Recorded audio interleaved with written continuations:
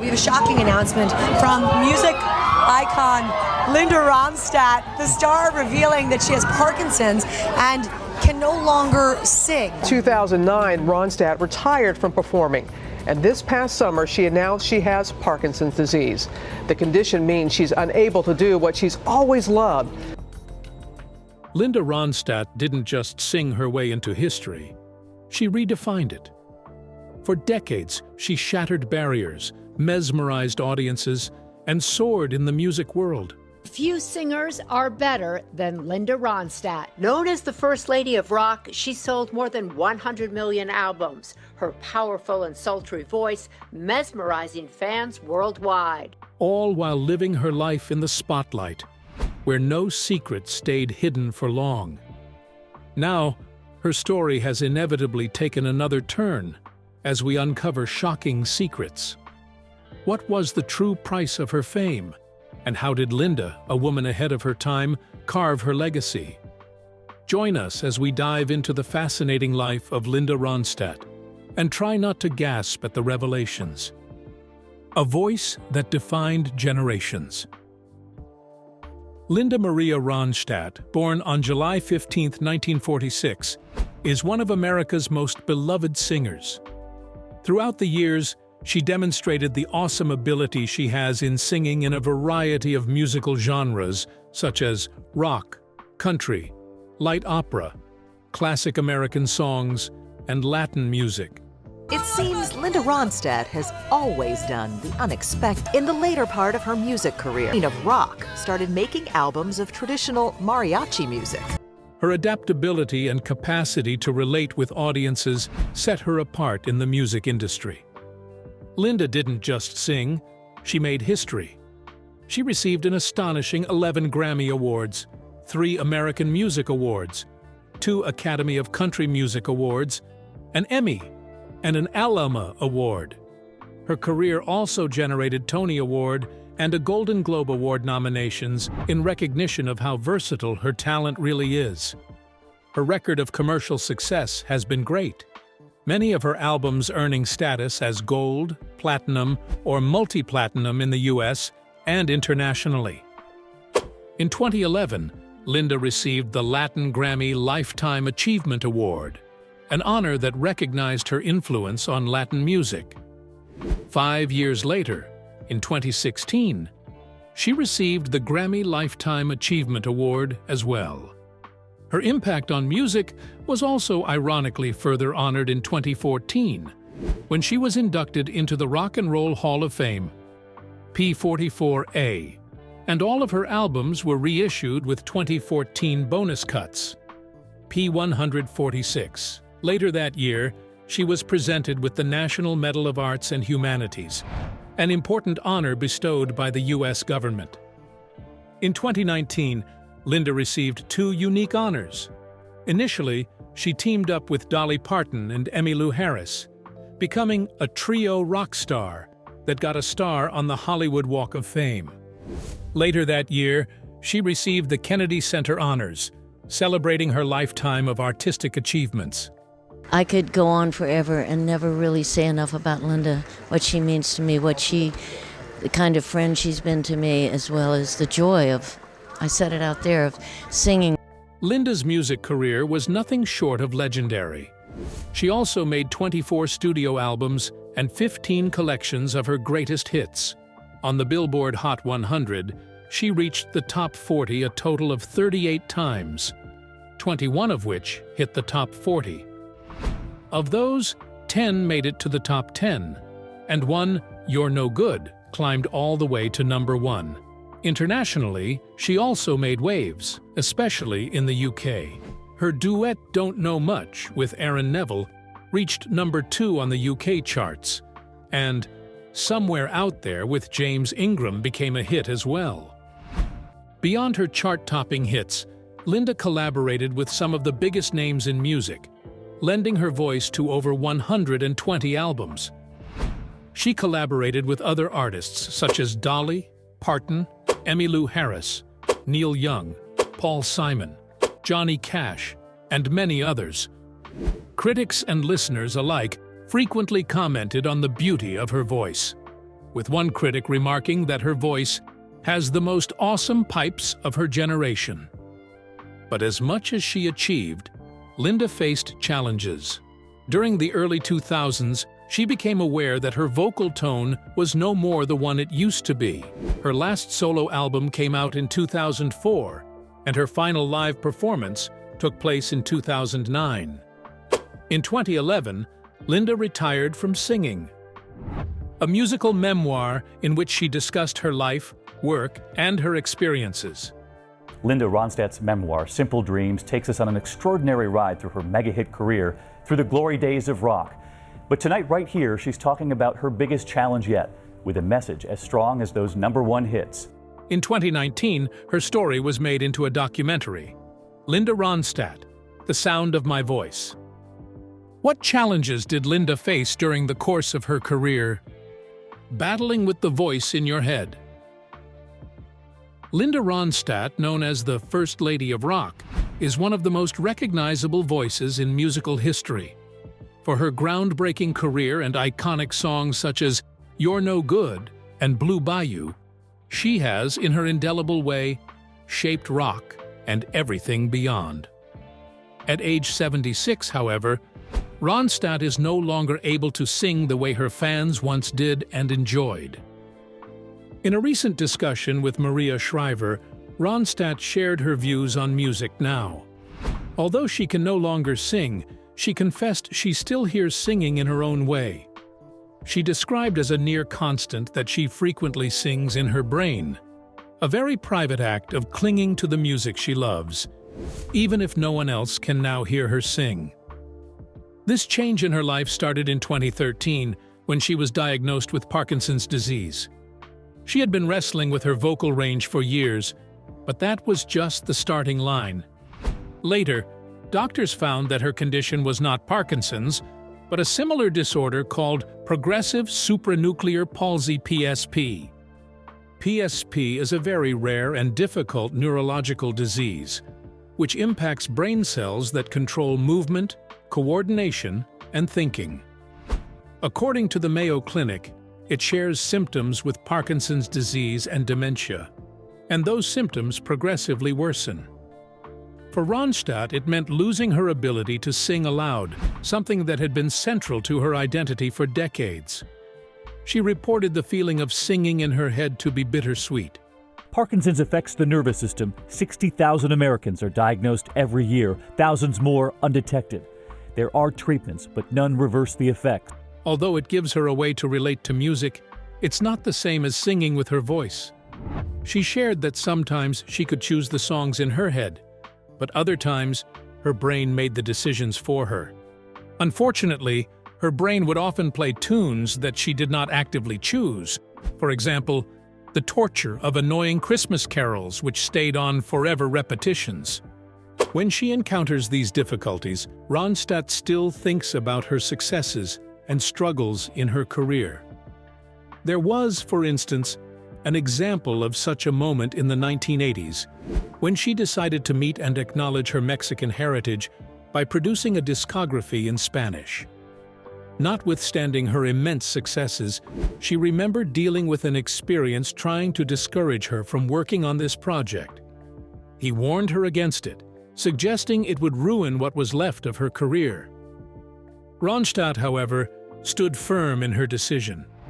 She recalled experience of being frustrated and excluded due to hymn-making, like Mexican culture and ethnicity were being dismissed or made an afterthought. She stated it appeared that Mexicans were recognized only as, for example, cooks or cleaners, and not as agents in the wider context. This determination to stand up for her identity and culture led to the release of Canciones de mi Padre, a groundbreaking album that remains one of the best-selling non-English records in history. How did Linda stay fearless in the face of loss and controversy? A controversial music icon. Linda Ronstadt's prolific career has earned her the status of one of popular music's most cherished artists. Everybody knows who Linda Ronstadt is. Superstar, one of the creative legends California style. Her golden voice and groundbreaking artistry brought her worldwide acclaim, from dominating the charts in the 1970s to crossing genres with fearless creativity. However, all that fame comes with its share of controversies, even for the mythical Ronstadt. In 2004, she found herself in the eye of a controversial storm, which led her to be thrown out of a casino in Las Vegas, an anomaly in a career which has always been about defying norms and staying true to her beliefs. The incident took place at the Aladdin Resort and Casino in Las Vegas, where Ronstadt was promoting. During her show, she dedicated the Eagles' classic Desperado to filmmaker Michael Moore, whose documentary Fahrenheit 9/11 criticized the Iraq War and accused President George W. Bush exploited 9/11 for political gain. While some in the audience admired her boldness, many others were outraged. The subject was very personal, as the country was still trying to recover from 9/11 and the recent war. What followed was chaos. According to Tyree Squires, the casino's director of public relations, a significant portion of the audience walked out mid-song. Some took their anger further, throwing drinks at Ronstadt's posters in the lobby or scrawling angry messages on them. Management at the casino, hoping to cool things down, asked Ronstadt to exit after the curtain fell. In their press release, they claimed that Ronstadt was contracted to perform for guests, not to give political speeches, and then they stated that after the show, Ronstadt was removed from the hotel and discharged from the hotel room. Aladdin president Bill Timmons took the ridiculous step of throwing Ronstadt out of the hotel and banning her from playing there again. One might get the idea that Ronstadt was not a fan of President George W. Bush, and one would be correct. They further explained that she would not be allowed to return to the establishment. For Ronstadt, it wasn't the first time she mixed music with activism, and it certainly wouldn't be the last. She's always stood by her beliefs, even when it meant facing criticism.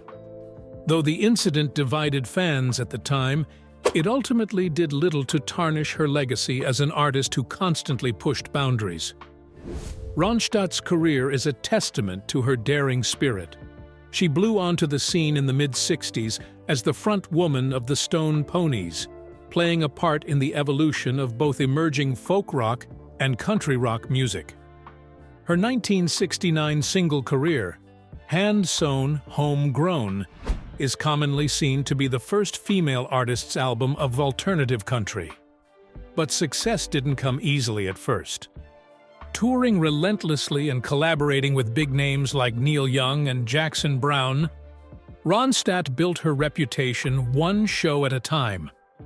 By the mid-1970s, she had become a bona fide rock star, releasing chart-topping albums like Heart Like a Wheel and Simple Dreams.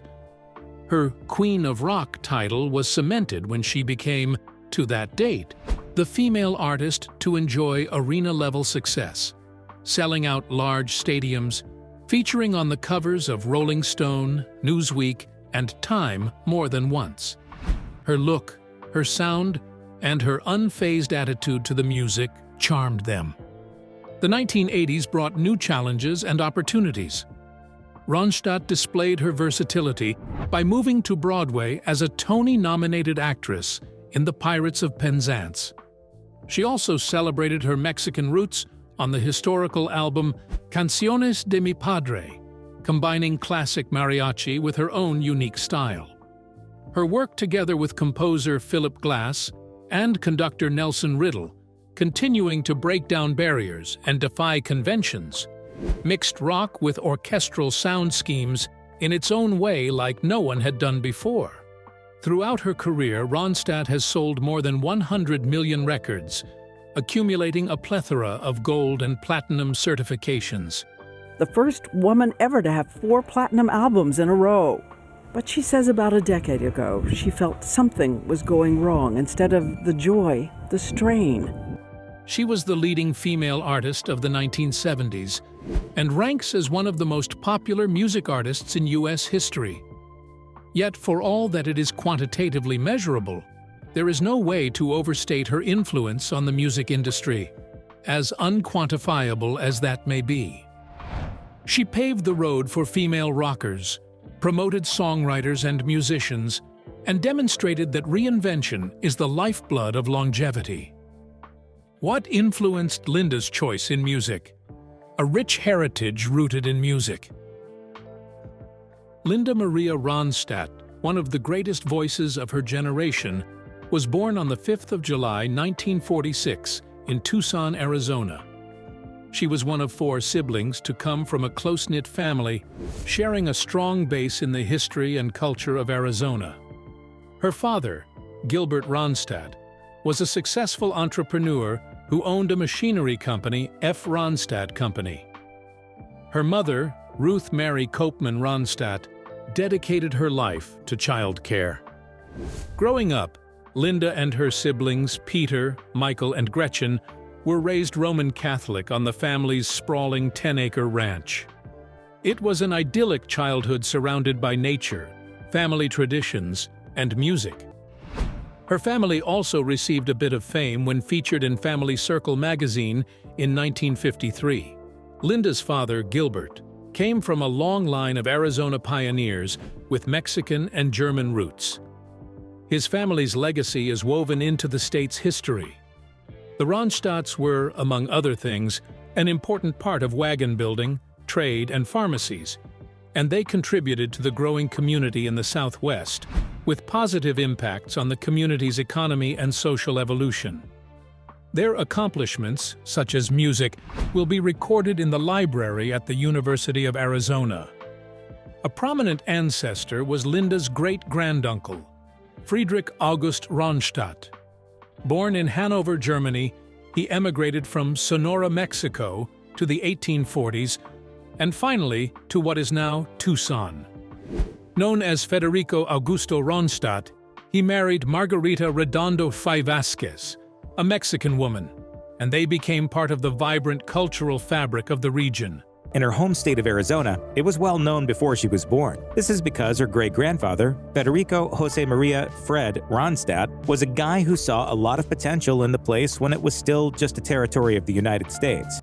The family's contributions didn't stop there. Linda's grandfather, Federico Jose Maria Ronstadt, was a prominent Tucson businessman who made a lasting mark on the city's development. He worked as a wagon maker and played a key role in modernizing transportation in Tucson by delivering mule-drawn streetcars in the early 1900s. To mark his influence, the city of Tucson named the downtown transit hub in 1991 after him. On her mother's side, Linda's ancestry is exciting as well. Ruth Mary Copeman was raised in Flint, Michigan, and came from German, English, and Dutch ancestry. Her father, Lloyd Groff Copeman, was an inventor with the extraordinary ability to design marketable gadgets. He amassed nearly 700 patents, which included one for an early version of the electric toaster, the first electric stove, and hey, even an early microwave oven. Perhaps his most celebrated invention was the bendable rubber ice cube mold that brought him a good amount of royalties and made him a legendary inventor. How did Linda Ronstadt transform from a folk singer to a genre-defying music legend? The journey from small stages to Grammy stardom. Linda Ronstadt's music career started young, and it all started in the backyard. She, at the age of 14, paired with her brother Peter and sister Gretchen to become a folk trio. They played wherever they could, from coffee houses to fraternity parties, calling themselves names like the Union City Ramblers, the Three Ronstadts, and later, the New Union Ramblers. They even recorded some of their music at a local Tucson studio. Their performances included the kind of songs they grew up loving: folk, country, bluegrass, and Mexican music. However, young Linda wanted to see and achieve more. She dreamt of mixing the purity of folk music with the drive of rock and roll. Through her book, Linda wants to give back and honor the Mexican culture that shaped her as an artist. She remembers a record executive in the 90s trying to dissuade her from recording a Spanish-speaking album. In 1964, after only one semester at the University of Arizona, Linda decided to jump. During her Easter break, she visited Los Angeles to see Bobby Kimmel, a family friend who shared her passion for music. The trip changed everything. Shortly before her 18th birthday, she made the bold decision to leave Tucson behind and move to Los Angeles permanently. Her goal? To form a band with Bobby and follow her musical ambitions. The Stone Ponies, Evergreen, Volume 2, and Linda Ronstadt, Stone Ponies and Friends, Vol 3. Their breakout moment came with the hit single Different Drum, written by Michael Nesmith before he joined the Monkees. The song hit 13 on the Billboard Hot 112 in Cashbox magazine.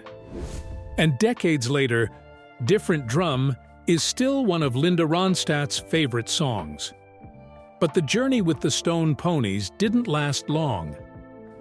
After the band's run, Linda was still under contract with Capitol Records, which led her to embark on a solo career. Her debut solo album, Hand Sewn Homegrown, came out in 1969 and is often hailed as the first alternative country album ever recorded by a female artist. Although it wasn't a huge commercial success at the time, it showed Linda's ability to break new ground. During this period, Linda also contributed to the music from Free Creek Project, a super session album that featured several notable musicians.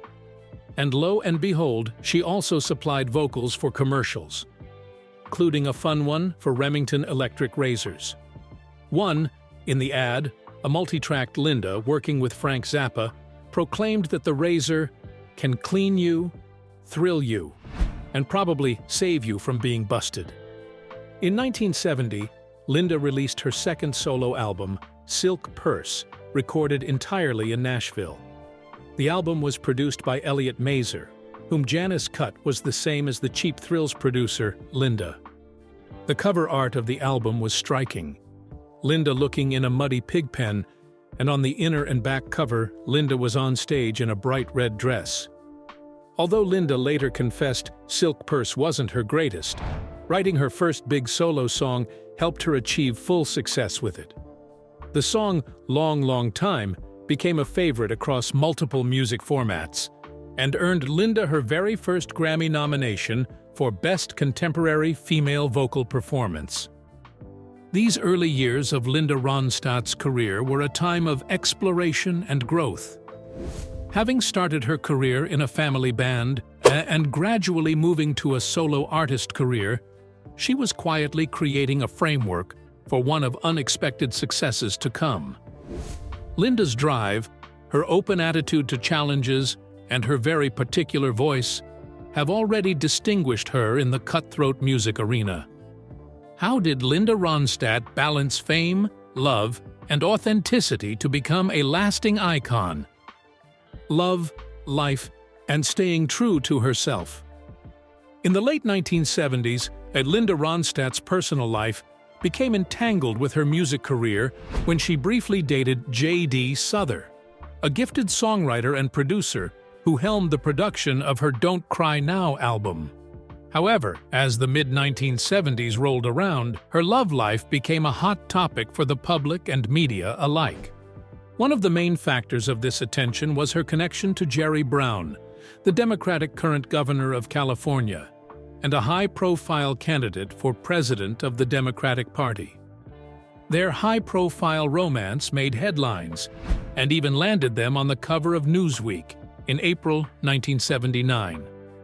Also, they graced the covers of Us Weekly and People magazine, cementing even more their status as a couple of the era. By the 1980s, Linda's dating life still caused a stir. She went on a brief but highly notorious publicized romance with up-and-coming comedian Jim Carrey in 1983. She came up and she said, "Wow, you're really good. Would you like to come on the road with me?" Their relationship lasted about 8 months, but even after it ended, Linda remained in the spotlight. She started dating Star Wars creator George Lucas later in the year, and their relationship became quite serious. The couple were even on board, but after 5 years of dating and 2 of being engaged, they married in 1985, and were married when they broke up in 1988. They ultimately chose to separate in 1988. Despite her famous relationships, Linda never got married.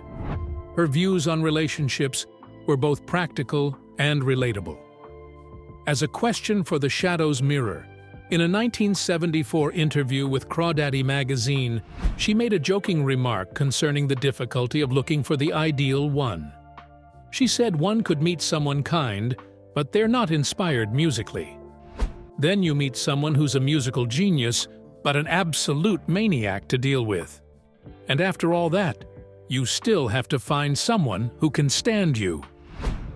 Linda's words reflected her humorous and realistic outlook on love. In the early 1990s, Linda's life took a new turn when she became a mother. In December 1990, she adopted her first child, a baby girl named Mary Clementine. 4 years later, however, in 1994, she adopted a son, Carlos, ending her family. Becoming a parent was a defining moment for Linda, and she embraced the role wholeheartedly. The more family Linda had, the less she had a hold of Los Angeles, where she had lived for 30 years. By the end of the 1980s, she chose to relocate to San Francisco, hoping for an escape from the city that her music career had made into a focal point. Linda explained her decision, saying that Los Angeles felt suffocating and the air was impossible to contest.